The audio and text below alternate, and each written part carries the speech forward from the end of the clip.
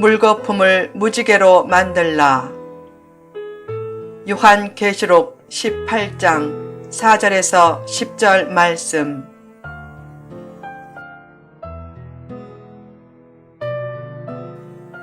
하나님은 행위대로 갚으신다.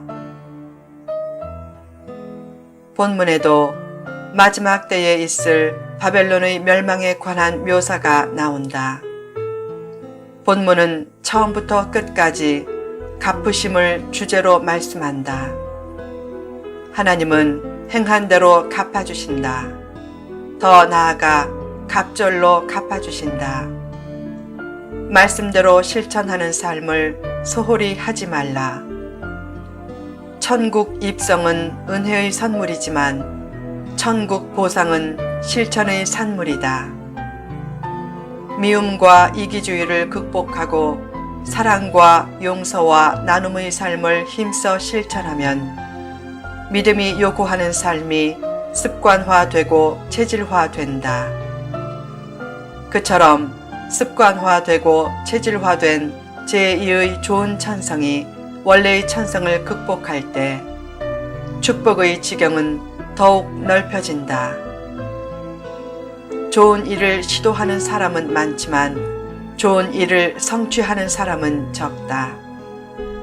좋은 일을 향해 나가는 과정에서 고난과 권태의 관문을 통과해야 하기 때문이다. 때로는 열심히 땀을 흘려도 별로 진전하지 못하는 것과 같은 상황을 맞이하기도 한다. 그때 많은 사람들이 천성과 소질 탓으로 돌리면서 좋은 일을 포기할 때가 많다. 그래도 포기하지 않고 계속 믿음의 삶을 실천하면 어느새 다음의 축복 단계로 올라선 자신을 발견하게 된다. 운동하는 것이나 악기를 다루는 것이나 공부를 하는 것이나 비전을 성취하는 것은 물론 믿음이 성장하는 것도 다 비슷한 과정을 겪는다. 믿음이 주는 자유와 기쁨과 보람을 누리기 위해서 실천과 행동에 나서면 그 행동하는 믿음은 결코 헛되지 않고 반드시 하나님의 반응하심과 갚아주심이 있다. 종말 시대는 바벨론의 흐름이 강해지는 시대다. 그때 믿음을 지키는 것이 쉽지 않지만 그래도 믿음을 지키면 더욱 복된 존재가 되기에 바벨론의 도전은 오히려 축복 기회다. 만약 하나님의 정의로운 심판이나 갚아주심이 없다면 수시로 이런 의문이 생길 것이다. 하나님, 왜 이리도 악이 번성합니까? 그러나 하나님의 심판과 갚아주심이 분명히 있다면 바벨론은 자신의 믿음을 나타내고 더욱 복된 존재가 되는 기회로 활용된 후 결국 파멸될 것이다.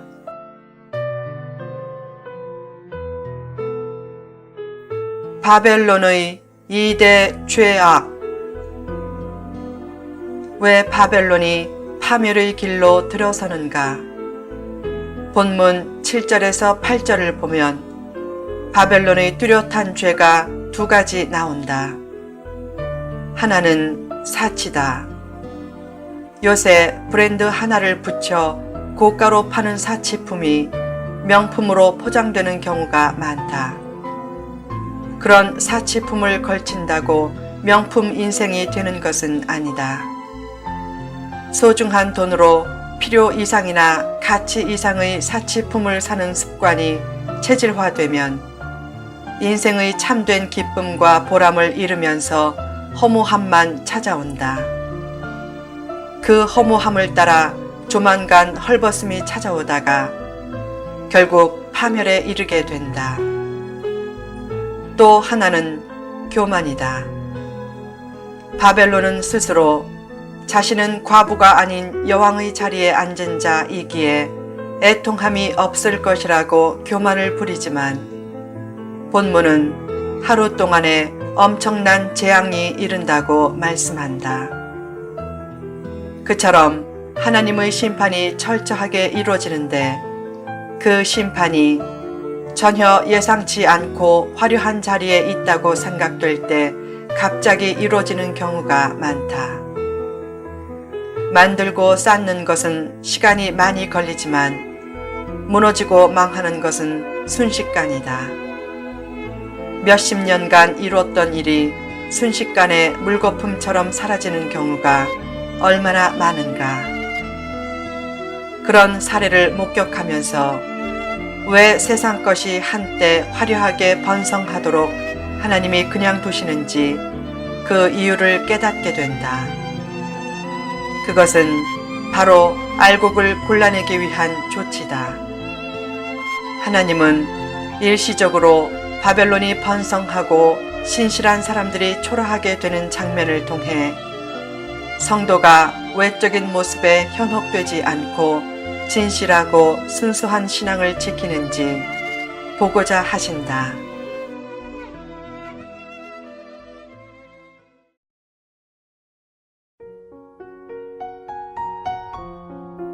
형통할 때는 진짜 믿음과 가짜 믿음이 잘 구분되지 않는다. 언제 진짜 믿음과 가짜 믿음이 구분되는가? 원하는 대로 상황이 풀리지 않을 때다. 결국 기도 제목이 없는 것이 늘 좋은 것만은 아니다. 기도 제목이 생긴 것을 진실한 신앙을 나타내도록 하나님이 허용하신 과정으로 생각하고 그때 신실한 믿음을 보여드리라. 바벨론의 영화를 부러워할 것이 하나도 없다. 하나님을 대적하는 것은 틀림없이 망하게 되기 때문이다. IMF 때 많은 재벌들이 쓰러지고 쟁쟁한 회장들의 이름도 사라졌다. 당시에 한때 재벌 회장이었던 사람이 자리에서 물러나 옛 회사를 방문하자 말단 직원들과 경비들조차 모른 척해서 회장에서 물러날 때보다 더 충격을 받았다고 한다. 때가 되면 바벨론도 무너질 것이기에 땅의 왕들이 너무 무서워 멀리 서서 소리쳐 외친다. 큰 성, 견고한 성 바벨론이여, 한 시간에 내 심판이 이르렀구나. 이 장면을 보면서 다시 한번 겸손한 삶의 중요성을 깨닫게 된다.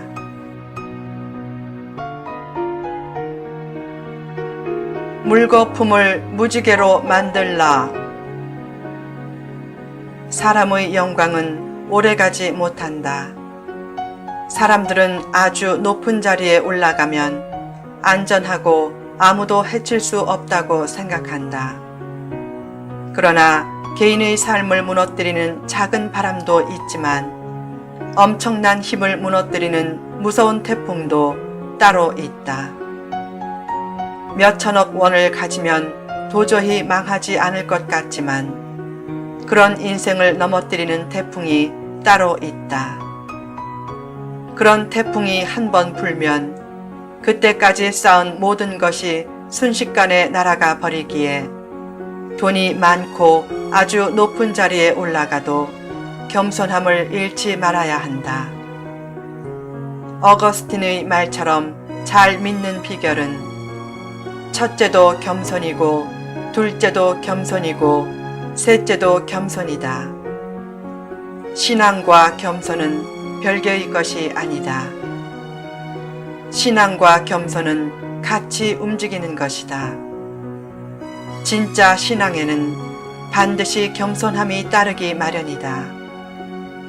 언제 어디서나 겸손함을 잃지 말라. 교회 생활을 잘 하려면 겸손해야 한다. 말씀의 은혜를 받으려면 겸손해야 한다. 봉사도 부작용 없이 잘 하려면 겸손해야 한다. 겸손한 마음을 가지면 하나님의 은혜에 대한 감동과 감격이 넘치기에 항상 기뻐하고 자기가 부족한 줄 알기에 쉬지 않고 기도하고 어느 것 하나 감사하지 않은 것이 없게 느껴지기에 범사에 감사한다.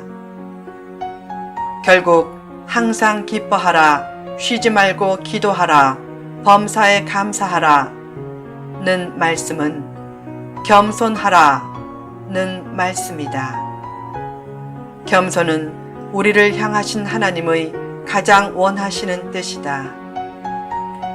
끝까지 실족하지 않고 시험에 들지 않으면서 잘 사는 길도 바로 겸손에 있다. 가정생활과 교회 생활을 할 때 자신에게 부족한 점이 많아도 겸손 하나만 있으면 결국은 승리한다. 행복의 꽃도 겸손해야 피고 믿음의 꽃도 겸손해야 핀다.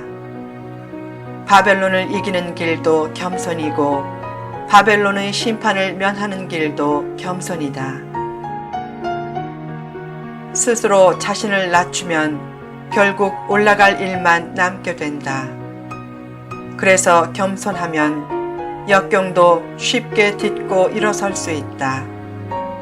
역사는 늘 역경을 딛고 일어서는 사람 편에 섰다.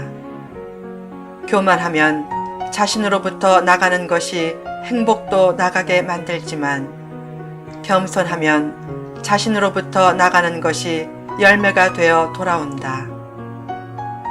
교만하면 낙심하고 불평하고 원망하는 영혼의 약자의 버릇이 생기지만 겸손하면 감사하고 격려하고 책임지는 영혼의 강자의 체질이 생긴다. 남미의 짐 엘리엇 선교사가 병원과 학교로 사용할 선교센터를 짓고 있었다. 1년 이상 공사해서 거의 완성 단계에 왔을 때 큰 홍수로 인해 모든 시설이 순식간에 물에 떠내려갔다. 며칠 후 그는 약혼자에게 편지를 보냈다.